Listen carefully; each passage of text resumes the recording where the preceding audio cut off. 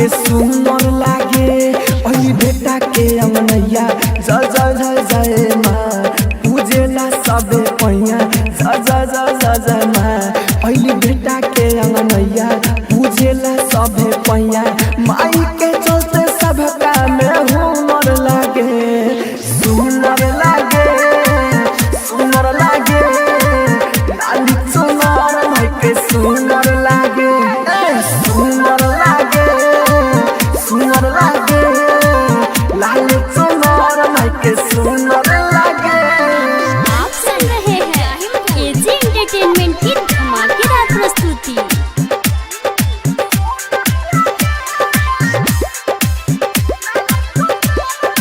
Mix by AG recording studio.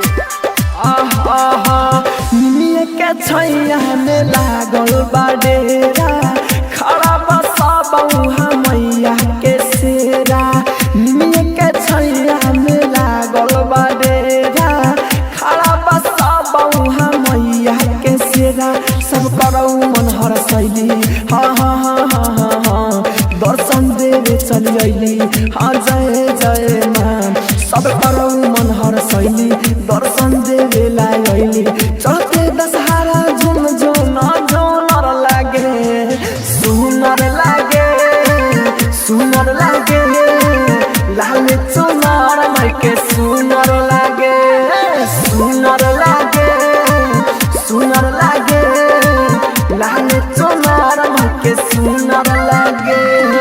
आप सुन रहे हैं एजी एंटरटेनमेंट की धमाकेदार प्रस्तुति।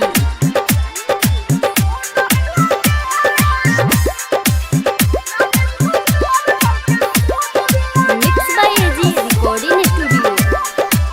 आहो राइटर गुडू गोल्डन राहुल राजा धानी कहेला मैया के गुण गावतानी राइटर गुडू गोल्डन राहुल राजा धानी कहेला मैया के गुण गावतानी ओसन बा माई के प्यारवा हा हा हा हा हा ओढ़ा देलिया चरवा हा हा हा हा हा ओसन बा माई के प्यारवा ओढ़ा देलिया चरवा हके हो ना मनवा से मुनर लागे सुनर लागे सुनर लागे लाल चुनर माई के सुनर लागे सुनर लागे सुनर लागे लाल चुनर माई के सुनर लागे।